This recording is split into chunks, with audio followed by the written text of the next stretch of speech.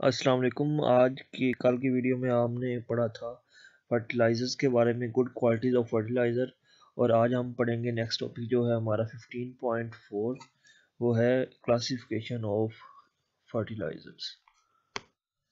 ठीक है, तो फर्टिलाइज़र्स हमने पढ़ा था कि डिफरेंट क्या हम क्लासीफाई कर सकते हैं अकॉर्डिंग टू एलिमेंट्स, न्यूट्रिएंट्स जो जो उनमें पाए जाते हैं। मिसाल के तौर पर हमने पढ़ा था कल मैक्रो न्यूट्रिएंट्स की, हमने पढ़े थे कि वो हो सकते हैं एन, पी और के। ये नाइट्रोजन, फॉस्फोरस और पोटाशियम। तो तो इनके अकॉर्डिंग अगर इन ये वाले कोई भी अगर फर्टिलाइज़र होगी, अगर नाइट्रोजन वाली फर्टिलाइज़र होगी, ऐसी फर्टिलाइज़र जिसमें नाइट्रोजन जिससे सोइल को मिलेगी तो उसे कहेंगे नाइट्रोजिनस फर्टिलाइज़र। अगर फॉस्फोरस होगी तो उसको कहेंगे फॉस्फेटिक फर्टिलाइज़र्स। और अगर पोटाशियम होगी तो उसे कहेंगे पोटाशियम फर्टिलाइज़र्स। तो हम इसको मज़ीद आगे इस पे बात करते हैं। तो अब हम पहले बात कर लेते हैं नाइट्रोजनस फर्टिलाइज़र्स।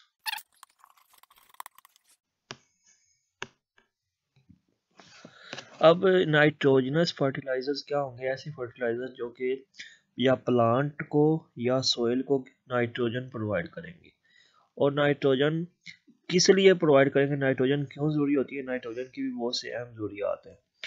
पहली ज़रूरत क्या होगी कि ये प्लांट के जो डेवलपमेंट होगी, किसकी अर्ली डेवलपमेंट जो होती है प्लांट की, उसमें किसकी डेवलपमेंट, एक तो स्टेम की, इसके साथ साथ लीव्स की जो डेवलपमेंट है, इसमें इसका जो नाइट्रोजन है इसका अहम रोल होता है। जो अर्ली डेवलपमेंट होती है, नाइट्रोजन फर्टिलाइजर्स इसलिए ज़रूरी है।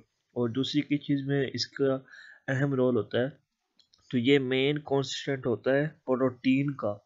क्योंकि हमें पता है कि प्रोटीन किससे बनी होती है? अमाइनो एसिड से। और अमाइनो एसिड में जो फंक्शनल ग्रुप होता है उसमें नाइट्रोजन प्रेजेंट होती है। तो ये जो नाइट्रोजन है ये प्लांट्स में प्रोटीन बनाने में अहम रोल, उस प्लांट्स में जो बनने वाली प्रोटीन है उसका अहम जुज है।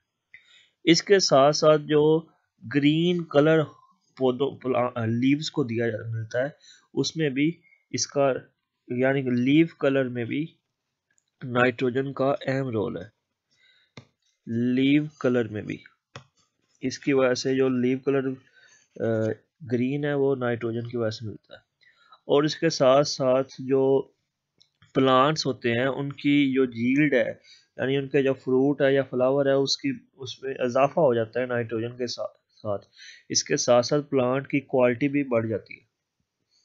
अगर हम बात करें कुछ ऐसी फर्टिलाइजर की जो कि नाइट्रोजन की होती हैं, तो उनमें आ जाती है अमोनियम फॉस्फेट, अमोनियम सल्फेट। तो इसके मैं ये फार्मूला लेता हूँ, ammonium NH4 2SO4, ammonium sulphate इसमें आ जाएगी। इसके साथ साथ कैल्शियम अमोनियम नाइट्रेट आ जाएगी, कैल्शियम नाइट्रेट आ जाएगी। इसके साथ साथ कैल्शियम साइनामाइड आ जाएगी, अमोनिया आ जाएगी। इसके साथ साथ यूरिया आ जाएगी, यूरिया NH2CONH2, ये यूरिया आ गई। इसके साथ साथ अमोनियम फॉस्फेट आ जाएगी, अमोनियम क्लोराइड आ जाएगी। तो ये तमाम जो फर्टिलाइजर हैं ये नाइट्रोजन की फर्टिलाइजर हैं। नेक्स्ट हम बात करते हैं अमोनिया एज अ फर्टिलाइजर की।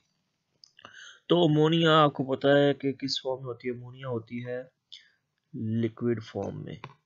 ठीक है, अमोनिया NH3 जो है वो लिक्विड फॉर्म में होती है। और इसके साथ साथ बाकी जितने भी फर्टिलाइजर हैं वो सॉलिड फॉर्म में होती है। जैसे कि यूरिया है, वो भी नाइट्रोजन फर्टिलाइजर, लेकिन वो यूरिया जो है वो सॉलिड फॉर्म में होती है। अब ये नाइट्रोजन फर्टिलाइजर है, जितनी भी नाइट्रोजन फर्टिलाइजर अगर हम उनकी बात करें, मिसाल तो जितनी भी नाइट्रोजन कंटेनिंग फर्टिलाइजर हैं, चाहे वो सोडियम नाइट्रेट हो, कैल्शियम नाइट्रेट हो या पोटाशियम नाइट्रेट हो, ये इनके अलावा बाकी जितने भी नाइट्रोजन फर्टिलाइजर है ये सोइल को एसिडिक बना देती है। तो ये जो सोडियम नाइट्रेट है, पोटाशियम नाइट्रेट है या कैल्शियम नाइट्रेट है, ये सोइल को एसिडिक नहीं बनाते। तो जब सोइल एसिडिक हो जाए तो उसको कैसे उसकी एसिडिटी को कंट्रोल किया जाता है? उसकी एसिडिटी को लाइम का इस्तेमाल करके, ये जो CO3 है या CO है, इसका इस्तेमाल करके हम रेगुलर इंटरवल्स पर इस्तेमाल करते हैं। तो एसिड और बेस आपस में रिएक्ट करते हैं तो न्यूट्रल हो जाता है। अब जो अमोनिया है ये किस तरह कारआमद है, किस तरह इंपॉर्टेंट फर्टिलाइजर है, क्योंकि ये क्या करते हैं, बिकॉज इसे ये क्या डायरेक्ट एप्लीकेशन होती है सोयल में, यानी इसको डायरेक्ट यूज किया जाता है, डायरेक्ट एप्लीकेशन होती है इसकी इन सोयल।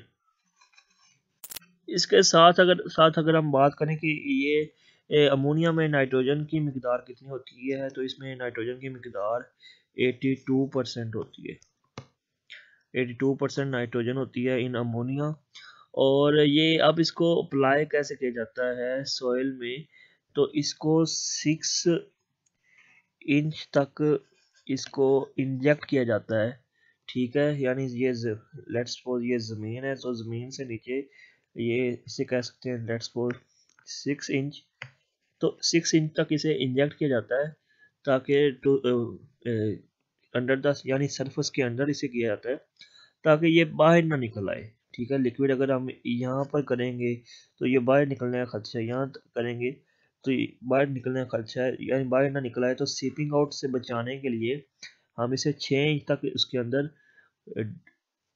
इंजेक्ट करते हैं, ठीक है।